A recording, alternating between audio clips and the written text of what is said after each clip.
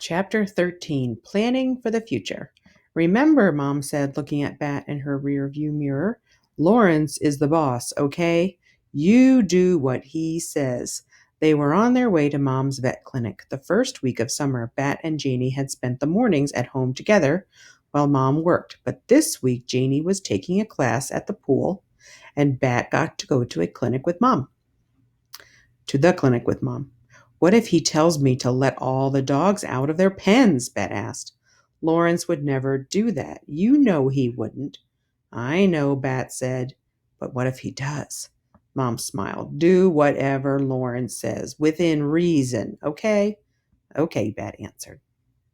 Mom turned on her blinker, waited for a break in traffic, and turned left into the parking lot. There was the small red brick building with the neat sign that read Valerie Tam, DVM, Doctor of Veterinary Medicine. That was what Bat was going to be one day. But today he would be assistant to veterinary technician Lawrence, which was also a pretty good thing to be. Mom parked the car in her usual spot and turned off the engine.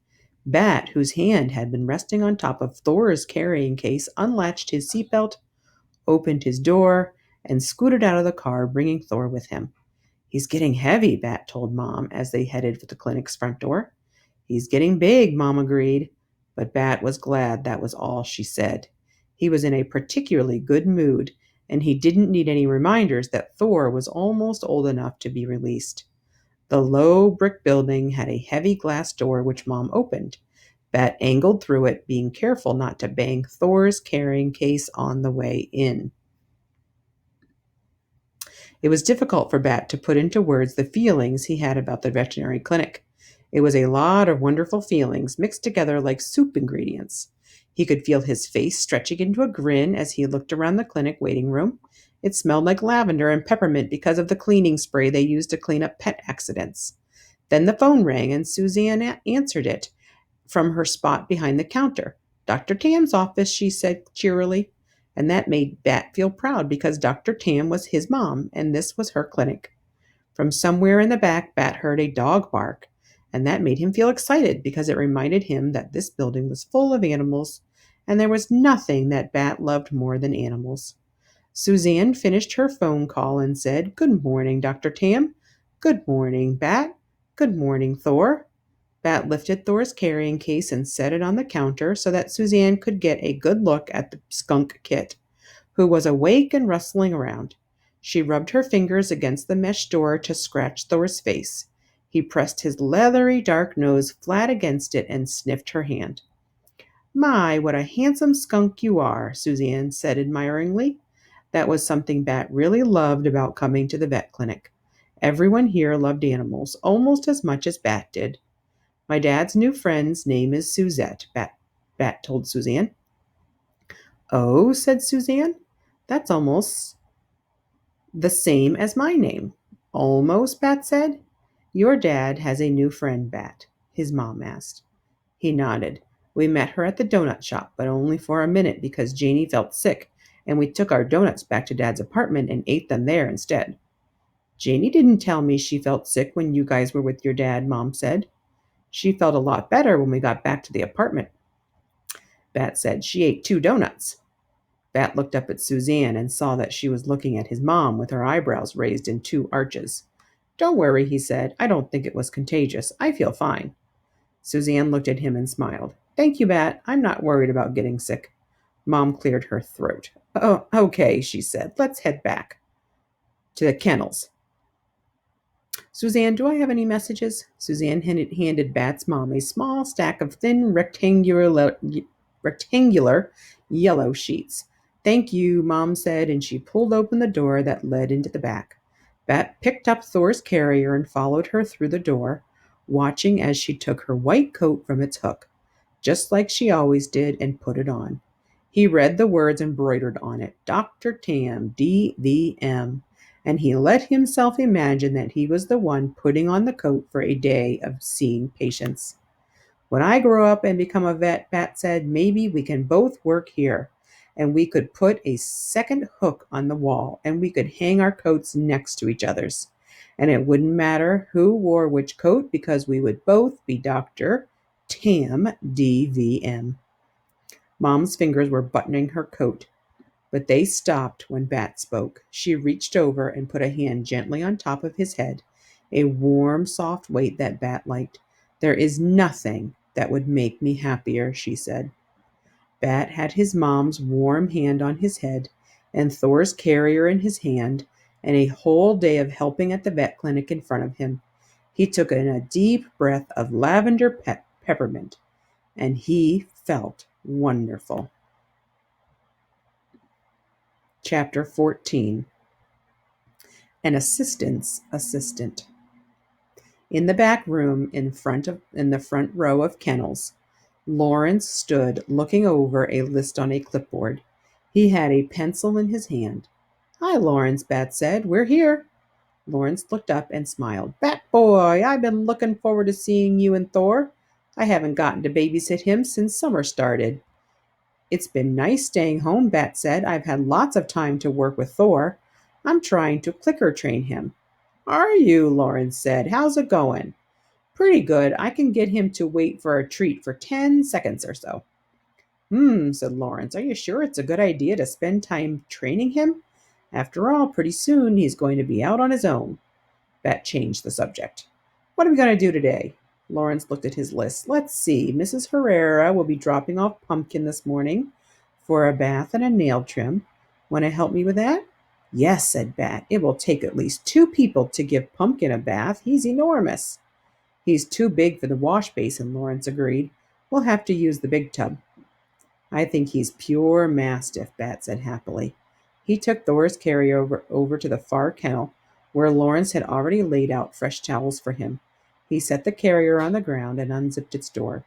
Thor peeked out his head, snuffed around a bit, and then waddled slowly out of the carrier straight towards Bat. Bat picked him up, one hand under each of Thor's armpits, and brought the skunk up to his face.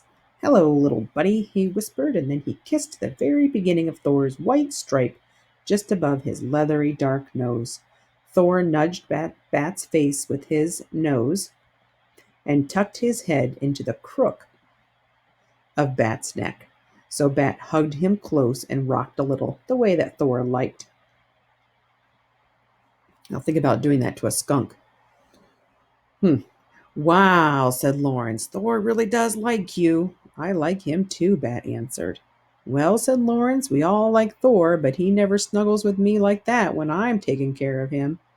Bat didn't say anything to this, but he felt very pleased to hear that Thor snuggled with him more than Lawrence. Smiling, Bat turned to the kennel and tipped Thor towards it. Obligingly, the skunk kit waddled inside and began to snuff around in the blankets. Bat shut the kennel door, double-checking to make sure it was latched. And just in time, too, Suzanne's voice came over the intercom, sounding a little panicked. "Lawrence," she said, "Pumpkin is here. Please come and get him right away." "What do you say, Bat boy? Want to fetch Pumpkin with me?" Bat did. In the waiting room, Mrs. Herrera held tightly to Pumpkin's thick leather leash. On the other end, Pumpkin strained forward towards the counter, where he must have smelled the treat dish. Slowly, Mrs. Herrera was towed forward, her feet sliding across the linoleum. "Oh, good," said Suzanne when Bat and Lawrence came to the door. "That was fast." Lawrence unwound the leash from around Mrs. Herrera's hand. She sighed with relief, and Bat noticed that her hand was blotchy red and white from where the leash had pinched it. "Pumpkin," said Lawrence, his voice gentle but stern. "Sit." Pumpkin's dark-tipped ears perked up, and he flopped his muscular haunches down, looking up at Lawrence, a thick, clear ribbon of drool stretching toward the ground. "He's always so good for you," Mrs. Herrera said. "I can't believe it," Bat said, "but I think Pumpkin is even bigger than he was when Janie and I came over." "No," said Mrs. Herrera quickly. "He hasn't grown any more. We'll weigh him today when we give him his bath," Lawrence said. "No need for that," Mrs. Herrera said. "Well, we keep a record," Lawrence said. She sighed. "Weigh him if you have to, I guess, but he isn't an ounce heavier, I can tell you that." "He's not an ounce heavier," Bat said, "because he's pounds heavier." Lawrence and Suzanne both laughed, but Mrs. Herrera sighed again. I'll be back to pick 'em up this afternoon. She left through the glass door, and Bat took one of the treats from the dish on the counter and held it out to Pumpkin, whose long pink tongue scooped it out of Bat's hand in one lick. What do you say, Bat? Lawrence said. Are you ready to get to work? Bat was, but just then the glass door slammed open, and a voice said, Something is wrong with baby cakes. Uh-oh, this is not good. Chapter 15. Head Tilt and Snuffles. It was Jenny. She burst through the door, her hair wild, her face wet with tears. She seemed surprised to see Bat standing there, but she repeated, Something's wrong with baby cakes. Is baby cakes your pet, dear? Suzanne asked or said from behind the counter. Baby cakes is our class pet, Bat said. His head began to buzz as if it were filled with angry bees, and his stomach twisted. Suzanne, go get Mom. Suzanne stood up from her desk and disappeared into the back. Lawrence left too to take Pumpkin to the kennels. An older lady pushed through the door. She held baby cakes wrapped in a towel. Bat could see thick streams of mucus coming from the rabbit's nostrils, and noticed that baby cake's head was sort of flopped over to one side. Is the vet available? Said the lady. Maybe she was Jenny's grandmother. Okay, I'm back, said Lawrence. What seems to be the problem? Bat felt a grateful wave of relief that Lawrence had come back so quickly. It's baby cakes, Bat said. Jenny was crying loudly now. She dropped down onto the vinyl bench and had her head in her hands. Lawrence stretched out his hands. May I? He asked. The lady, who was probably Jenny's grandmother, handed him the bundled up bunny. She's had a cold for a couple of days, but we thought it was just a case of the sniffles. And then this morning she was holding her head funny, tilted to the side like that. Lawrence took baby cakes and held her gently. Hey there, little lady, he cooed. Bat came up close and peered at the bunny. He could only see her head since the rest of her was swaddled tightly, but he noticed that baby cake's eyes looked kind of dull and watery. A bubble of mucus grew out of her left nostril. Oh, poor thing. I shouldn't have let you be baby cake's caretaker, Bat said. Jenny cried louder. Let's focus on the patient, Bat boy, said Lawrence. Lawrence was right. Here I am, said Bat's mom, emerging from the back, followed by Suzanne. Hello, baby cakes. Feeling a little under the weather, are you? She's congested and her eyes are watery and she's tilting her head to the left, Bat said. Okay, said Mom. Let's take her to the exam room. Lawrence led the way. Bat followed. His mom had dropped her arm around Jenny's shoulders, and Jenny sniffled and hiccuped and wiped her eyes. The lady, who was probably Jenny's grandmother, brought up the end of the line. It was a very crowded exam room. Lawrence set baby cakes down on the metal exam table and unwound the towel she was wrapped in. He kept a hand on baby cake's back to keep her from hopping away, even though baby cakes didn't look like she wanted to hop anywhere. Mom had taken her stethoscope out of her pocket and placed the ear tips in her ears. She pressed the other end, called the bell, to baby cake's side. She would listen to the bunny's heart and lungs, Bat knew. He couldn't help with the listening, but he could pay close attention to baby cake's condition. He noticed that baby cake's fluffy coat was smooth and well brushed without any matting or tangles. That meant that Jenny had been grooming her every day. And it was hard to tell without holding the bunny, but it didn't look like baby cakes had lost much weight, if any. And her paws were clean, which meant that Jenny had been keeping her enclosure nice and fresh. Bat's mom took the stethoscope off and placed it back into her pocket. Her lungs sound clear and her heart is strong, she reported. Jenny's parents are out of town, and I've been taking care of her and her brothers for the last few days, said Jenny's grandmother. We didn't notice anything wrong with the bunny until the day before yesterday, when she started to look like she had a little cold. And then this morning we went to feed her, and she was doing this funny thing with her head, so we brought her right in. Jenny kept crying. Rabbits don't get colds, Bat said. Bat's mom shone a light into baby cake's eyes. Her head was still tilted, And when the light hit her left eye, the one on the low side of her head, she didn't blink. They don't get people colds, but they do get respiratory infections that can look like a cold, Bet's mom said. It's called the snuffles. Lawrence still stood with his hand gently holding Baby Cakes. The bunny was so fluffy that his fingers disappeared into her fur. Bat's mom lifted Baby Cake's right ear and shone the light inside. Ah, she said. It looks like the snuffles has caused an ear infection. That's what's causing the head tilt. Bat, Jenny, do you want to take a look?